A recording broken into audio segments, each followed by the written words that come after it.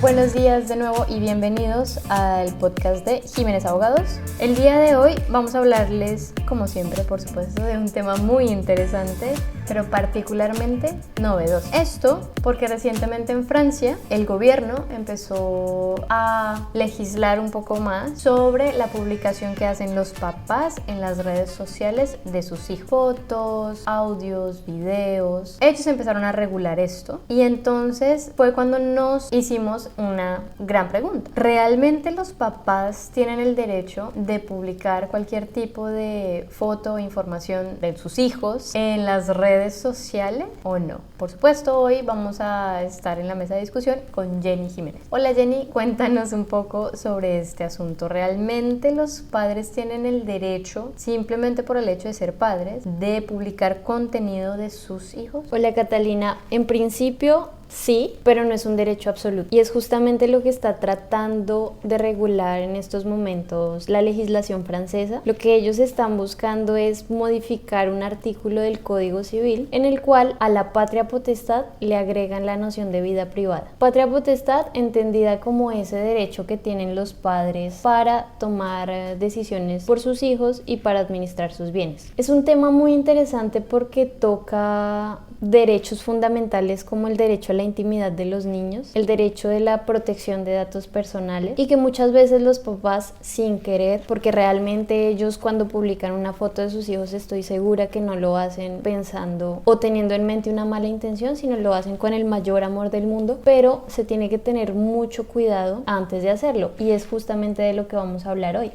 Entonces, para introducir, yo quisiera preguntarte a ti, ¿tú te acuerdas de tu primera foto o tienes en mente cuál fue la primera foto que tomaron de ti tus papás? No sabría cuál fue, pero digamos que en el álbum familiar. La primera foto guardada era... Sí, claro, cuando yo era chiquitita y estaba en una hamaca con mi hermana. ¿Qué pensarías tú si hoy tu mamá revelara esa foto? Imagínate que estamos en los años 90. Tu mamá va y revela esa foto y carga con ella en el bolso. Se sube al bus, al metro, va a un parque, va a un centro comercial y todo el tiempo va exponiendo tu foto. ¿Tú cómo te sentirías hoy? Pues, a ver, sinceramente, digamos que yo con mi mamá tendría un poco un sentimiento de ¿qué te pasa? Pero digamos que yo digo, todas las personas, uno, van a saber que tiene un bebé, ¿sí? Sea niño o niña. Y eso ya da bastante información sobre ella. Toca ver qué elementos de la foto. O sea, aparezco con mi hermana, entonces, tiene dos bebés. Uno es más chiquito que el otro. Y realmente, pues, es información un poco bastante íntima que si es divulgada entre la familia, pues van a saber quiénes son y ¡ay, qué ternura! Pero en un círculo un poco más exterior, no me imagino qué puedan pensar otras personas, o yo no me imagino viendo igualmente un bebé pegado en el bolso de una señora y yo diciendo como que le pasa a la señora o que bebé, no sé, o sea, no entiendo tampoco como el objetivo. Digamos que yo sé que el ejemplo es exagerado, pero es una manera de ilustrar lo que vamos a hablar ahorita más adelante.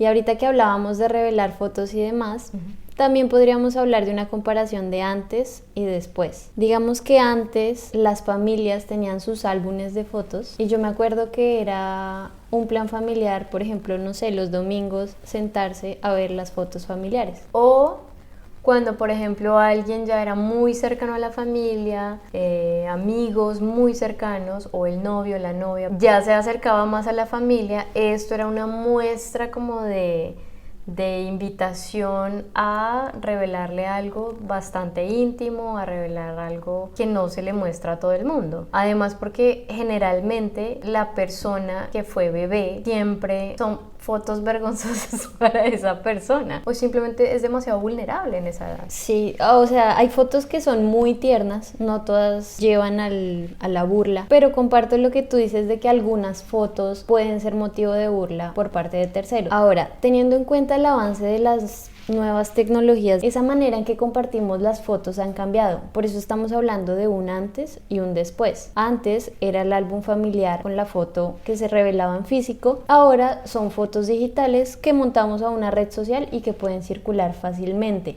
¿Cuál es el problema? El problema es cuando los menores de edad son sobreexpuestos en estas redes sociales. Acá vamos a mencionar dos términos que tú, que eres la experta en inglés, nos va a ayudar a entenderlo cada uno. Okay. El primero es sharenting. ¿Qué te dice esta expresión? Bueno, sharenting. Sharenting me parece que es la aglomeración de dos palabras. Share, que es compartir, y parenting, que es como criar, la forma de enseñarle a los papás a sus hijos los valores, digamos que todas las enseñanzas que les ha dejado la vida a sus hijos. ¿Y qué piensas de la expresión oversharenting? Oversharenting ya tendría una connotación que es sobrepasar algún tipo de límite, con la preposición over, que es un poco como exagerar o sobrepasar o llegar a una sobrecarga de algo, en este caso de compartir las formas de criar a los niños, y en ese caso supongo que son las fotos. Sí, efectivamente. Sharenting se define como esa práctica de los padres que regularmente usan las redes sociales para publicar información detallada de sus hijos. Ahora, ¿cuál es el problema de esta sobreexposición? Cada vez que navegamos en redes sociales, en internet, estamos dejando una huella digital. Es decir, estamos dejando una traza. Y hay muchos padres que dejan esa huella digital de los niños aún antes de que nazca. Entonces el niño no ha nacido, el menor de edad no ha nacido y ya están publicando fotos de la ecografía. Una vez el niño nace, entonces obviamente nadie se puede perder los momentos más importantes de un niño, como su primera palabra, sus primeros pasos, su primer cumpleaños.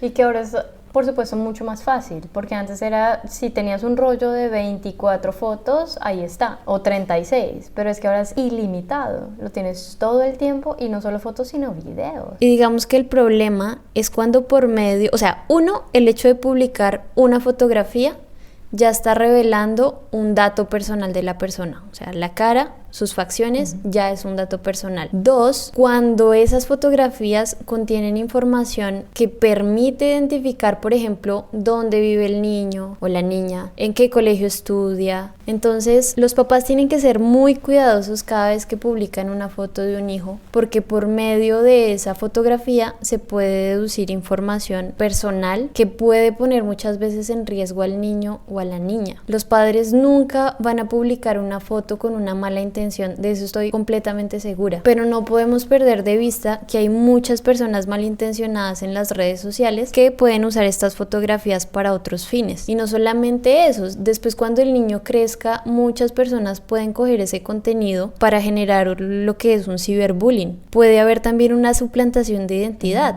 porque es que ya las personas en la mente se están haciendo una idea de, ok, el hijo o la hija de tal va a tal colegio, su dulce favorito es tal, le gusta compartir en tales escenarios, cuando va a estos escenarios entonces su mejor amiguito o amiguita es tal. Ya se van haciendo un perfil de la persona, y digamos que esto también se presenta para muchas cosas, como por ejemplo la suplantación de identidad. Pero digamos, en este aspecto en el que tú hablas de la información. Digamos, yo, desde el punto de vista de los papás, diría, no, mis redes son seguras y solo lo estoy compartiendo con miembros de la familia. Entonces mi pregunta va a, si el oversharing, porque me quedó sonando, es más como las personas que tienen un perfil público o que les interesa tener un perfil público porque les interesa dar a conocer también otras cosas de los aspectos de su vida, no necesariamente sus bebés, pero que caen tal vez en ese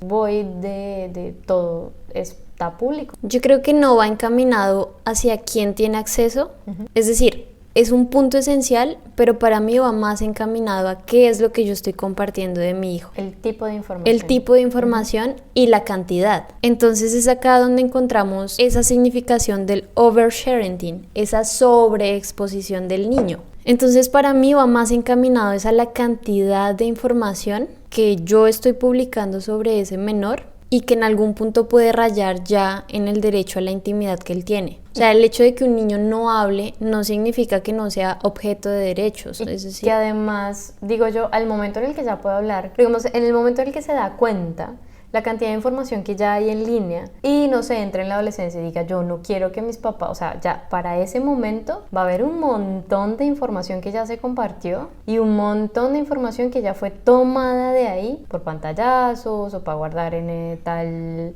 feed, o digamos que en ese punto ya está también demasiado tarde. Sí, y yo puedo imaginarme perfectamente, no es el objetivo, pero puedo imaginarme procesos, demandas de responsabilidad civil extracontractual de hijos hacia padres por haberlos sobreexpuesto en su etapa de infancia cuando son tan vulnerables. Entonces se reitera, el derecho a la imagen sobre los hijos por parte de los padres no es ilimitado. Los padres tienen que tener una conciencia de que deben tener límites y antes de publicar también deben pensar como si yo publico esto, estoy exponiendo a mi hijo a algo. Este asunto me hace pensar en una sentencia que profirió la Corte Constitucional a final del año pasado, 2022. Era una madre que en sus perfiles, en sus redes sociales de TikTok, Instagram, Facebook, ella publicaba fotos personales con su hijo, pero también linkeaba sus páginas personales con su cuenta de OnlyFans, que es una plataforma de contenido para adultos. Entonces, digamos, a pesar de que en sus redes sociales no había este tipo de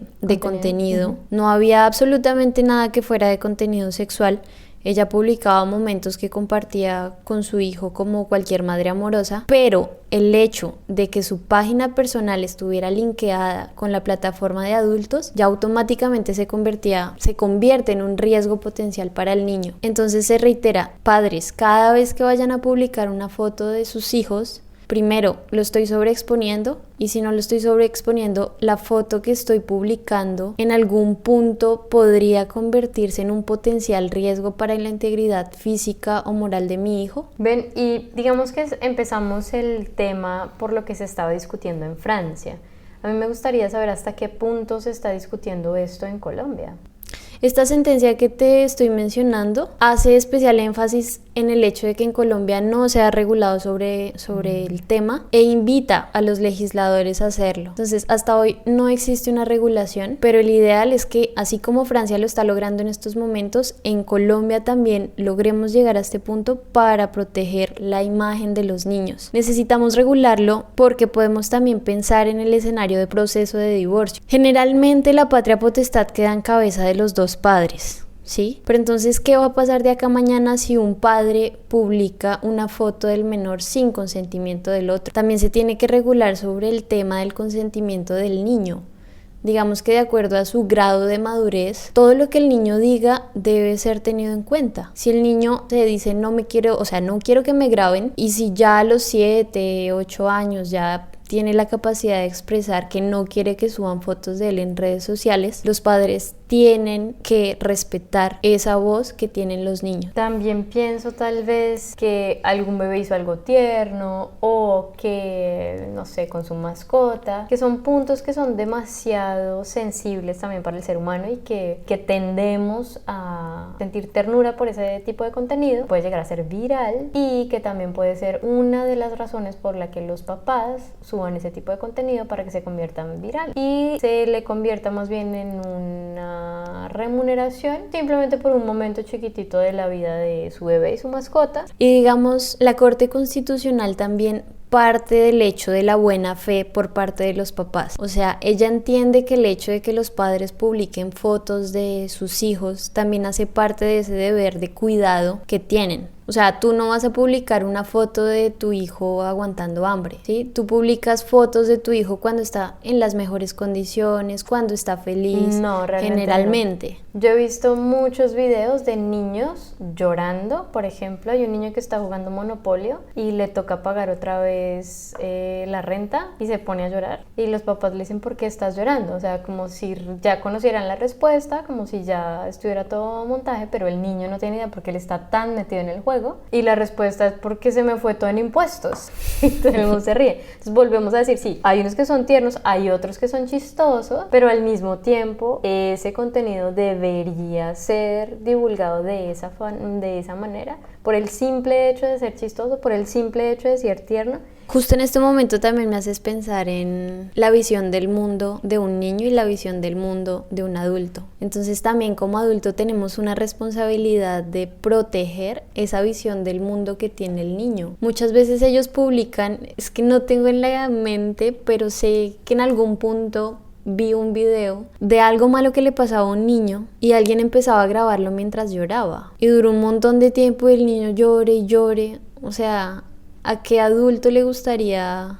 Y era por algo insignificante, para mí como adulta, insignificante, pero que por supuesto para el niño tiene una importancia muy grande. Entonces a mí como adulta me gustaría que si estoy llorando, alguien hablara conmigo, me abrazara, o que por el contrario tuviera un teléfono así, me pusiera un teléfono en la cara y me grabara. Acá me gustaría que si hay personas que nos escuchan y son padres, porque tú y yo estamos hablando, digamos, desde una posición externa. Sí. No tenemos la experiencia de tener hijos. Tenemos la experiencia como hijas.